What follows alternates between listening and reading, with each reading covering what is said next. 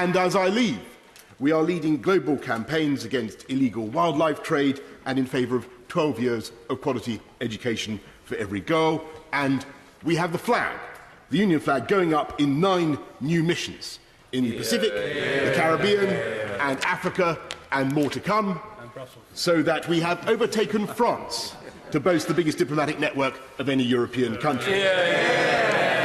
None of this, Mr. Speaker, would have been possible without the support of my right honourable friend, the Prime Minister. Everyone who has worked with her will recognise her courage and her resilience. And it was my privilege to collaborate with her in promoting Global Britain, a vision for this country that she set out with great clarity at Lancaster House on January 17th last year. A country eager, as she said, not just to do a bold, ambitious and comprehensive free trade agreement with the EU, out of the customs union, out of the single market, but also to do new free trade deals around the world. I thought it was the right vision then. I think so today. But in the 18 months that have followed, it is as though a fog of self-doubt has descended. And even though our friends and partners liked the Lancaster House vision, it was what they were expecting from an ambitious partner, what they understood, even though the commentators liked it and the markets liked it. My right honourable friend, the Chancellor, I'm sure observed, the pound soared. We never actually turned that vision into a negotiating position in Brussels, and we never made it into a negotiating offer. Instead, we dithered, and we burned through our negotiating capital. We agreed to hand over a £40 billion exit fee with no discussion of our future economic relationship. We accepted the jurisdiction of the European Court over key aspects of the withdrawal agreement. And worst of all, we allowed the question of the Northern Irish border, which had hitherto been assumed on all sides to be readily soluble, to become so politically charged as to dominate the debate. Order. The statement by the right honourable gentleman must be heard, and by long-standing convention it is heard with courtesy and without heckling. Mr. Boris Johnson. Mr. Speaker, I'm grateful. No one on either side of this House or anywhere wants a hard border. You couldn't construct one if you tried. But there certainly can be different rules north and south of the border to reflect the fact that there are 2 different jurisdictions. In fact, there already are.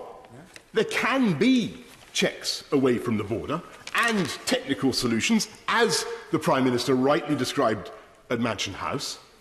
In fact, there already are.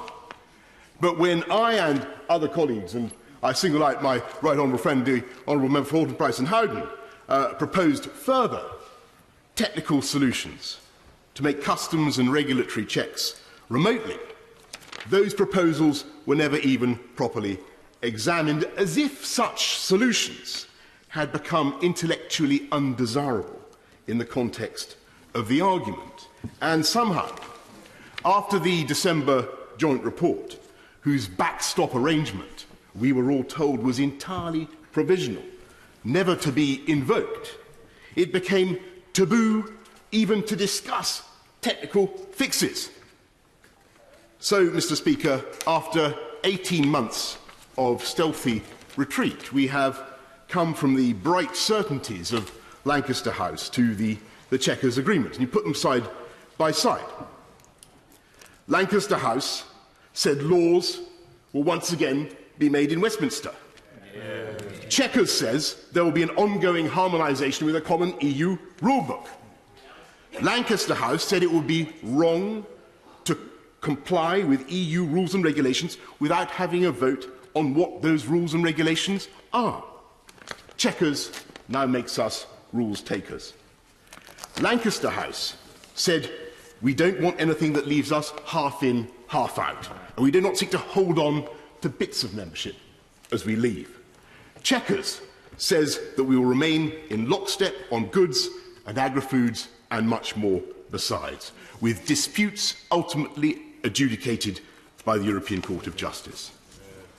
Far from making laws in Westminster, there are large sectors in which ministers will have no power to initiate, innovate, or even deviate.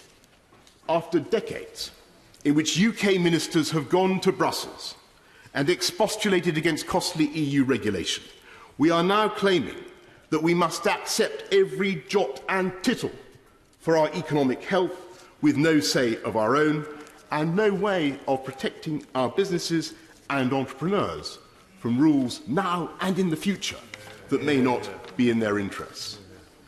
My right honourable friend, the Chancellor, was asked to identify the biggest single opportunity from Brexit. After some thought, he said regulatory innovation. Well, there may be some regulatory innovation post-Brexit, but it won't be, alas, coming from the UK, and certainly not in those areas. We are volunteering for economic vassalage, not just in goods and agri-foods, but we will be forced to match EU arrangements on the environment and social affairs and much else besides. And of course, we all want high standards, but it is hard to see, I say to my honourable friends, it is hard to see how the Conservative government of the 1980s could have done its vital supply-side reforms with those freedoms taken away. And the result of accepting the EU's rule books and of our proposals for a fantastical Heath-Robinson customs arrangement is that we have much less scope to do free trade deals, as the Chequers paper actually acknowledges, and which we should all, frankly, acknowledge.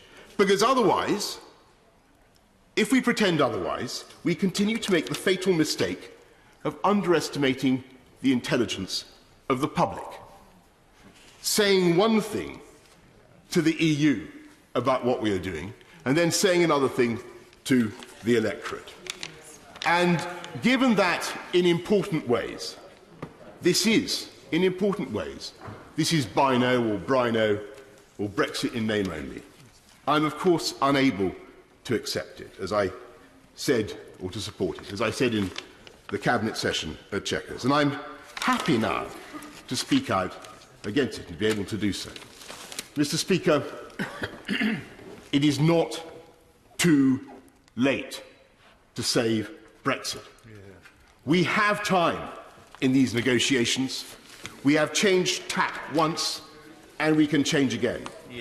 The problem is not that we failed to make the case for a free trade agreement of the kind spelt out at Lancaster House. We haven't even tried.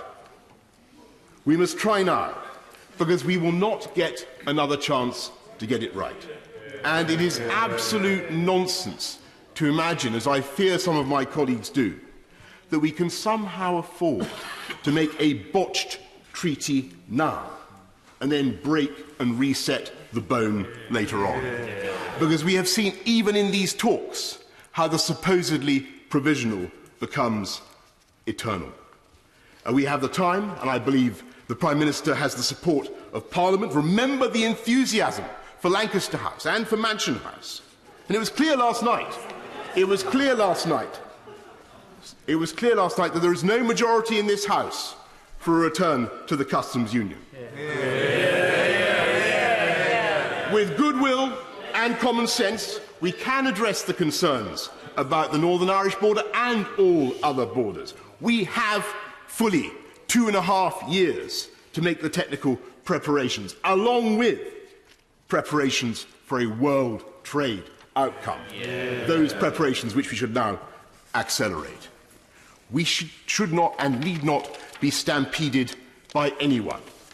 But let us, again, aim explicitly for that glorious vision of Lancaster House, a strong, independent, self-governing Britain that is genuinely open to the world, not the miserable, permanent limbo of Chequers, not the democratic disaster of ongoing harmonisation with no way out and no say for the UK. We need to take one decision now before all others. And that is to believe in this country and in what it can do.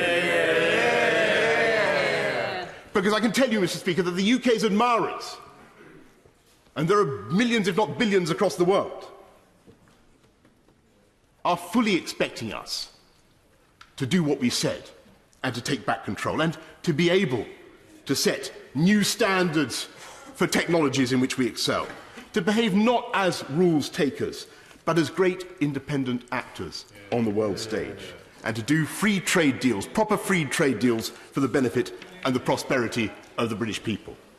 That was the vision of Brexit that we fought for. That was the vision that the Prime Minister rightly described last year.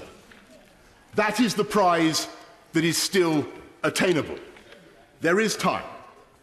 And if the Prime Minister can fix that vision once again before us, then I believe she can deliver a great Brexit for Britain, with a positive, self-confident approach that will unite this party, unite this House, and unite this country as well. Order. Grateful to the right honourable gentleman.